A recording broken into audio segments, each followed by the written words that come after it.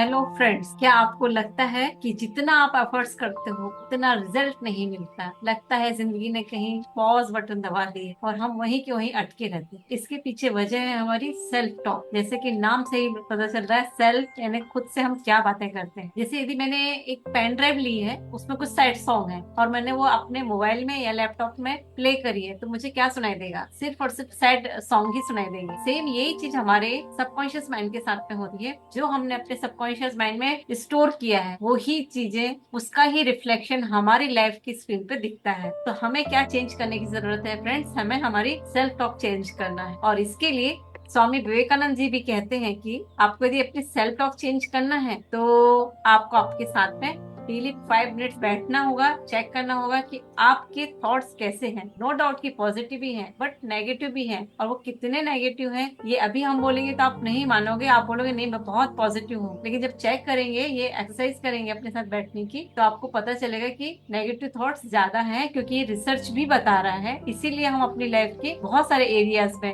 उतना नहीं कर पाते जितना हम वर्दी फील करते हैं। स्वामी विवेकानंद जी ने भी कहा है कि talk to yourself at least once in a day, otherwise you may miss a meeting with an excellent person in the world। आप अपने लिए कितने महत्वपूर्ण हो, आपको अपने साथ बैठना बहुत जरूरी है। सेल्फ टॉक के कुछ डेफिनेशंस हैं। पहला तो सेल्फ टॉक यानी कि हमारा इनर डायलॉग क्या है। दूसरा हमारी सेल्फ इमेज। यदि हमारी सेल्फ इमेज, जैसे मुझे मेरे मेंटोर ने कहा था कि आप अमिताभ बच्चन का चेहरा याद करो, तो मैंने फटाक से बोला हाँ सर, बहुत अच्छा हंसता हुआ चेहरा मुझे दिख रहा है। फिर उन्होंने कहा एक काम करिए, अब आंख बंद करिए और अपना चेहरा याद करिए। तो मैंने कहा सर नहीं दिख रहा है मुझे मेरा चेहरा, और हंसता हुआ चेहरा तो भूल ही जाओ। क्यों? क्योंकि मेरी मेंटल स्क्रीन पे मेरी सेल्फ इमेज है ही नहीं, तो मैं फिर काम कैसे करूंगी अपने ऊपर? ये तो वैसा हुआ जैसे कि एक पर्स है जिसमें एटीएम कार्ड भी है, आधार कार्ड भी है, पैन कार्ड भी है, लेकिन वो पर्स मेरे पास नहीं। तो इसीलिए हमें अपने सेल्फ इमेज पे काम करना होगा। और यदि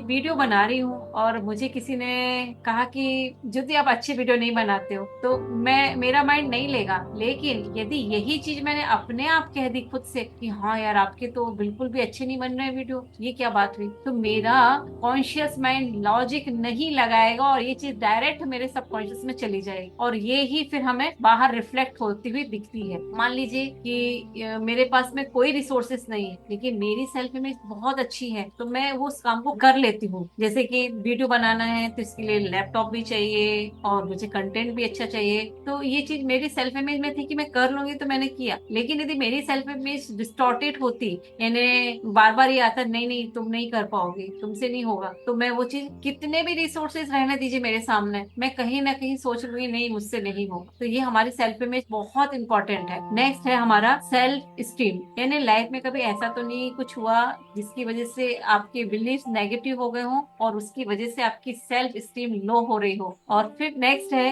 कि सेल्फ रिस्पेक्ट। कहते हैं ना कि यदि पहाड़ से गिरे तो चोट लगेगी, लेकिन वो चोट एक दिन ठीक हो जाएगी, बट आप अपनी नजर से यदि गिर गए तो कभी नहीं उठ सकते हो। तो फिर जब आप खुद ही अपना रिस्पेक्ट नहीं करोगे तो फिर दुनिया से आप चाहे भी नहीं सकते कि कोई करे।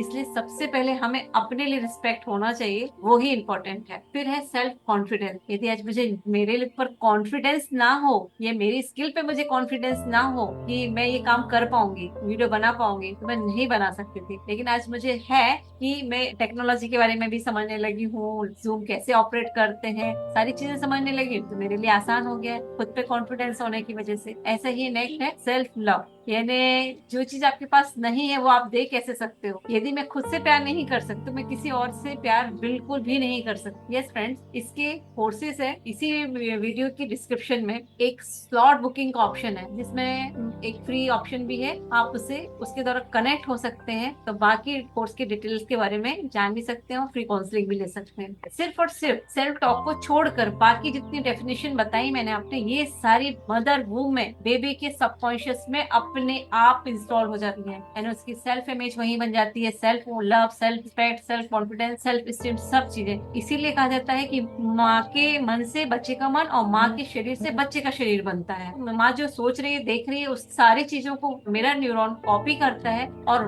वूम में ही बच्चे के सब कॉन्शियस में जाके उसको पेस्ट करता है। इस वजह से वो सारी चीजें सीखता हुआ आता है, इसलिए हम इसको बोलते हैं अभिमन्यु इफेक्ट। फ्रेंड्स, हमने अभी देखा कि सेल्फ टॉक की डेफिनेशन। अब सेल्फ नेगेटिव क्यों होती है इतनी ज्यादा, क्यों? ये एक रिसर्च बताती है कि हम 18 साल की एज तक कितने बार नेगेटिव सुनते हैं। अभी आपको रेशो बताएंगे तो आपको लगेगा कि इतना। जो एवरेज फैमिली है उसमें अप्रोक्सीमेटली 1.5 लाख टाइम्स नो बोला गया है कि तुमसे नहीं होगा। वहीं पे जो गुड फैमिलीज हैं उसमें 1 लाख बार बोला गया है कि तुमसे नहीं होगा। और जो बेटर कंसीडर करी गई है उनमें 50,000 बार फिर भी बोला ही गया है कि तुमसे नहीं होगा।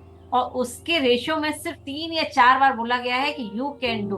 तो देखिए कितना रेशो कम है। और ये कहाँ से हमें मिलता है? हमें कौन बताता है? हमारे सिबलिंग्स, हमारे फ्रेंड्स, हमारे फैमिली मेंबर्स, पेरेंट्स, टीचर्स, हमें एड से देखते हैं, सोशल मीडिया से। यानी हमने अपने सराउंडिंग से सारी चीजें अपने सबकॉन्शियस में अननोइंगली गैदर करके रखी है। आप अपने एनवायरमेंट को चेंज नहीं कर सकते हो, लेकिन आप अपने एसोसिएशन को चेंज कर सकते हो। ये माइंड साइंस कहता है कि आप किसी भी एज में अपने आप को बदल सकते हो, बशर्ते कि आप में वो जज्बा हो कि हाँ मुझे चेंज होना है। यस फ्रेंड, सेल्फ टॉक के कुछ लेवल्स हैं जिसके बारे में हम डिटेल्स जानेंगे नेक्स्ट पार्ट में। तब तक के लिए love you, thank you, bless you.